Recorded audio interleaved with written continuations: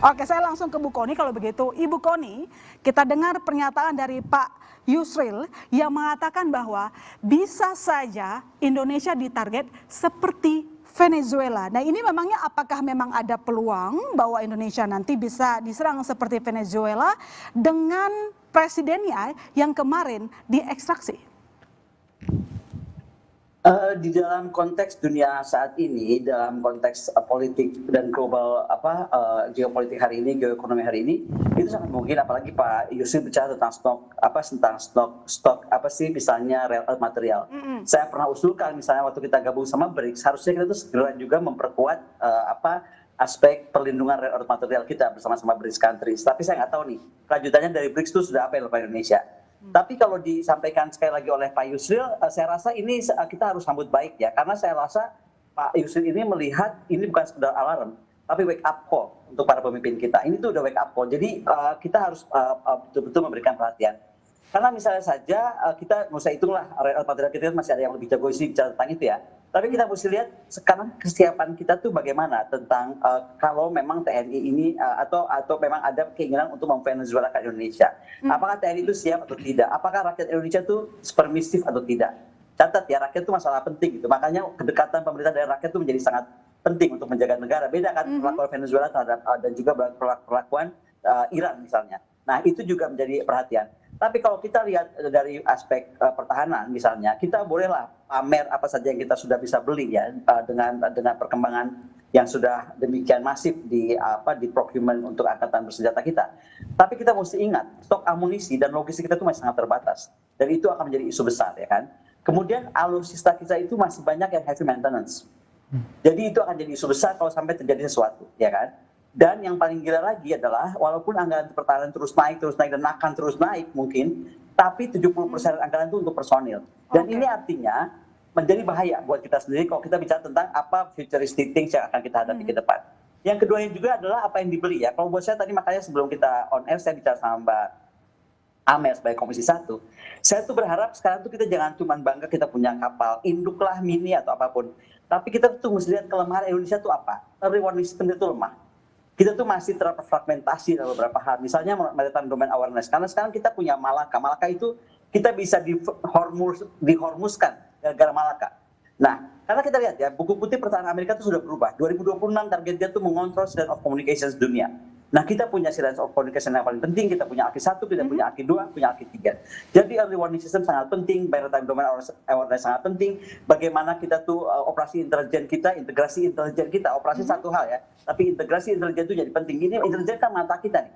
Apakah itu bisa terjadi atau enggak? Dan sekali lagi, intelijen kita banyak banget ya. Saya lihat bagus lah semuanya. Tapi apakah data itu terintegrasi?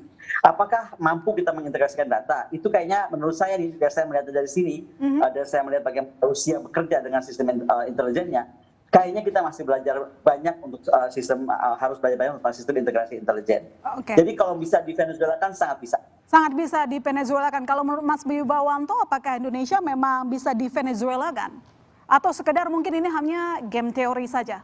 Ya, kalau saya melihat pernyataan Pak Yusril itu bukan dari perspektif emosional atau konspiratif ya. Jadi itu realisme geopolitik. Jadi saya tidak melihat Indonesia itu akan diinvasi. Invasi? Ya, tidak akan diinvasi. Saya tidak melihat begitu. Tapi saya lebih melihat bahwa kita itu akan menjadi area perebutan pengaruh. Area perebutan pengaruh. Dari great power Amerika sebagai ruling power dan rising power China. Karena untuk mereka itu bisa sukses di dalam struggle of power ini, mereka membutuhkan Indonesia. Artinya apa? Membutuhkan area of influence di Indonesia, mendapatkan akses ke Indonesia. Kenapa? Karena posisi geografis kita secara fisik ya. Mereka butuh lintasan laut, lintasan udara, ya. Dan juga kita juga kaya akan energi seperti dijelaskan tadi, SDA dan lain-lain. Dan kita tuh adalah negara demokrasi dengan penduduk muslim terbesar dan kita tuh swing states. Sehingga di dalam konteks irregular competition seperti sekarang antara Amerika dan China yang menghindari perang terbuka, mereka tuh butuh Indonesia sebagai prize di Indo-Pasifik. Jadi tesisnya tuh siapa yang bisa memenangkan pengaruh di Indonesia itu menambah chance yang akan memenangkan pertarungan di Indo-Pasifik karena itu sentral untuk mengubah dunia secara sistemik. Itu dulu. Memenangkan pengaruh artinya memang seperti yang Anda sebutkan tadi bahwa bukan sampai diinvasi. Bukan diinvasi. Ya. Nah, makanya kita itu memang negaranya bukan negara revisionis. Kita tuh adalah negara yang menjaga stabilitas posisinya, postur luar negerinya. Yang kedua, kita itu juga mengambil posisi sebagai hedger. Nah, makanya kita harus mengambil yang namanya equidistant diplomasi, melakukan multidirectional diplomasi, baik ke Amerika, baik ke China dan Rusia, gitu. Dan kita itu punya red line. Red line kita itu adalah kita memperjuangkan norma rule of law, ya, dan perdamaian di dunia tuh kodratnya kita sekarang. Dan kita tuh middle power, gitu. Nah, jadi kita harus punya akses yang sama terhadap semua yang bertarung. Itu poin penting. Nah, tetapi kalau kita itu mau berdiplomasi dengan zigzag tadi, saya hati-hati dengan kata-kata zigzag. Nah, karena itu misleading, Mbak. Nah, lebih baik dikatakan kita itu melakukan kuantum diplomasi, atau ada yang pemerintah bilang opening diplomasi atau multidirectional diplomasi. Ya, pada prinsipnya ujung-ujungnya 3 fondasinya. Yang pertama itu kita harus tahu core national interest kita tuh. Itu poin 1 ya. Poin kedua, tadi sudah disampaikan juga, kita tuh harus kuat ke dalam. Kekuatan domestik, kompak antara rakyat dan pemerintah. Pemerintah itu harus punya public trust dari rakyat dan harus kompak semuanya. Tadi Pak Mahfud juga ada ngobrol sama saya, bagaimana apa yang menjadi keinginan dari political leaders itu harus ditopang oleh governance yang bagus gitu. Nah, itu penting. Yang ketiga, baru kita bisa melakukan strategic otonomi. Kita bisa bermanuver dengan relatif independen di luar negeri gitu, untuk mengambil posisi memperjuangkan national interest kita. Itu dulu, Mbak. Oke, baik. Saya coba ke Pak Budi. Kalau Pak Budi sendiri ketika mendengarkan pernyataan speech dari Pak Yusril, analisa apa yang bisa Anda berikan? Begini, kita ini semuanya yang ada di sini kan academician, apalagi adik-adik ini semuanya yang ada di sini melihat, tentunya the way to thinking itu kan harus academically by research dan lain sebagainya. Pertanyaan saya, my big question is, apakah pernyataan itu sudah ada verifikasi metodologik? Metodologically, apakah sudah ada pernyataan terbuka yang seperti itu? Yang pertama. Yang kedua, begini, kita harus sadar bahwa saat sekarang ini kan eranya era modern warfare. We are not talking about war stockpile. Kita tidak berbicara bagaimana cadangan munisi kita tidak hanya bicara bagaimana suku cadang yang kita punyai, kita tidak hanya bicara berapa pesawat yang kita punyai, berapa kapal selam yang kita punyai, kita juga harus berbicara bagaimana sih soldier courage. Jadi bagaimana sih semangatnya soldier? Oke, strike forward saya coba menjawab. Itu hanya berupa digit. Ya, 4 lagi kan gitu. Itu terlalu sederhana menurut saya untuk menerjemahkan bahwa Indonesia dalam 4 hari habis-habisan. Kita kan harus sadar bahwa kita consist of more than 17,000 island inhabitant. Lebih dari 17.000 pulau yang dihuni maupun tidak dihuni. Nah, kita juga akan ada lesson learned dari Iran, meskipun different countries has different treatment. Kita tidak bisa sama-samakan, jadi setiap negara pasti punya treatment yang berbeda-beda. Tapi kan lesson learned membuktikan seberapa kali kalimat mengatakan bahwa Iran akan jadi zaman batu, Iran akan dijadikan dalam berapa minggu, berapa bulan, dan lain sebagainya. Proven? Not proven. Nah, ini kalau dibandingkan dengan Iran, Iran ini homogen. Ya, memang di sana ada mosaic defense. Kita juga ada sisan kamrata. Nah, kembali lagi ke modern warfare, itu mungkin bisa terjadi kalau kita bicara ini high intensity. Ya. Mungkin itu bisa terjadi kalau itu adalah berbicara tadi bagaimana cadangan munisi dan lain sebagainya, bisa terjadi karena high intensity. Tapi kalau misalnya in term of Indonesia, the most archipelagic country in this planet, Indonesia yang negara kepulauan seperti ini, kita harus tanyakan, kita punya special terminology, Mbak, dalam militer. That's what we call it Cumemu and Karla. Jadi menurut Pak Budi, ini kan kenapa keluar dari pejabat politik senior di pemerintahan Prabowo Subianto? Apakah menurut Bapak ini merupakan sesuatu yang realistis atau justru merupakan sebuah excuse karena Indonesia semakin dekat ke Amerika Serikat? Ya, ini menurut saya bisa dua-duanya. Tapi kalau menurut saya ini adalah sesuatu yang itu tadi saya kembalikan lagi metodologi. Kalau kita mengeluarkan statement yang hubungannya nasional, tentunya metodologinya apa yang dipakai untuk mengatakan seperti itu. Kalau kita bicara tentang Indonesia, kan kita harus ditanyakan dia ini mau menyerang dari arah mana. Cuacanya seperti apa? Cuma Mukarla tadi yang saya bilang. Medannya seperti apa? Medannya dia menyerang dari pegunungan, ataukah dia menyerang dari laut, apakah dia menyerang dari dirgantara, dari udara. Nah, kemudian musuh yang kita hadapi ini seperti apa. Kemudian karakteristik yang lain itu termasuk yang tadi disampaikan pembicara sebelumnya, kita adalah negara yang non-blok. Dari sisi mana kita bisa diserang? Kita juga bukan preemptive strike, kan? Kita adalah negara yang defense. Jadi menurut saya apa yang disampaikan oleh Bapak Prabowo dengan bebas aktif 2.0, ya, that's on the right track actually. Apa artinya? Kita memang hedging baik ke Rusia. Kenapa ke Rusia? Kita memang perlu keseimbangan geopolitik. Kenapa kita ke Amerika? Karena ke Amerika kita perlu perspektif of keamanan and industri.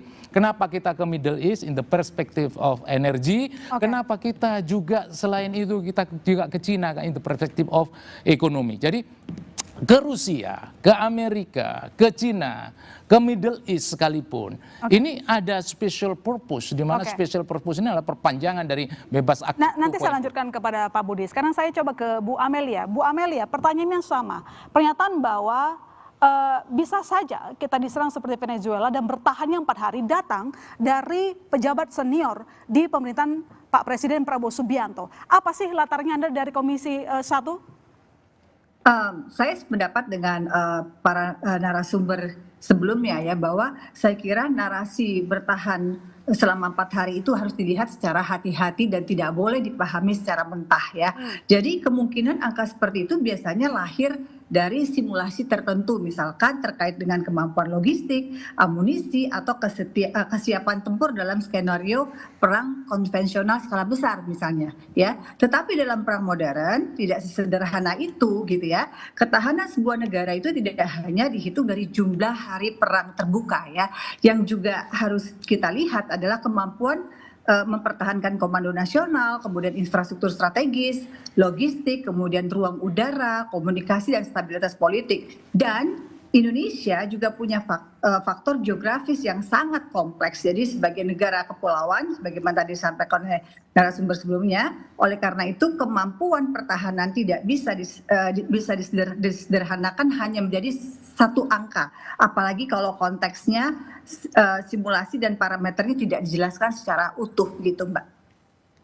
Oke, baik. Coba saya ke Mas Guntur. Mas Guntur, ini ketika Pak Yusril mengatakan bahwa Indonesia ini justru ikut-ikutan negara jiran mengecam, tidak ikut-ikutan ya, berbeda dengan sejumlah negara lain, kita tuh nggak ikut-ikutan ketika melakukan mengecam serangan militer Amerika Serikat ke Venezuela. Apakah ini merupakan cara diplomasi ke Amerika Serikat atau kelemahan posisi diplomatiknya Indonesia? Sebenarnya melihat hubungan Indonesia dengan Amerika ini kan, apalagi dalam beberapa, mungkin 6 bulan terakhir ya, sebenarnya kan semakin lama terlihat semakin dekat ya. Pertama mungkin dari kita join Board of Peace, terus kita diajak menjadi wakil komandan ISF, meskipun sampai sekarang belum jelas, tanda tangan ART deal, MDCP kemarin, di luar itu kita ada partnership juga dengan Jepang dan Australia gitu, yang mana kalau saya geser perspektifnya sebagai misalnya pesaing Amerika, Tiongkok gitu, kok Indonesia semakin dekat dengan negara-negara yang dianggap mengelilingi Cina gitu kan. Jadi menurut saya ini juga sangat tidak terprediksi sih pernyataan Pak Yusril ini, ketika kita secara geopolitik menunjukkan sinyal-sinyal kita lebih dekat dengan Amerika, meskipun dibilang kita melakukan hedging ya, karena kita juga ke Moskow, kita ikut BRIC misalnya. Tapi kemudian menggunakan contoh Venezuela dan Greenland, saya rasa ada semacam ketidaksinkronan di dalam pemerintah menjalankan foreign policy-nya. Dan ini nggak pertama kali. Kita ingat beberapa bulan lalu, meskipun konteksnya bercanda, Pak Menteri Keuangan Purbaya pernah bilang, kayaknya asik juga ya kalau kita pajakin Malaka. Nggak lama kemudian, Menlu Sugiono meluruskan bahwa kita upholding UNCLOS, kita tidak mungkin melakukan itu dan sebagainya.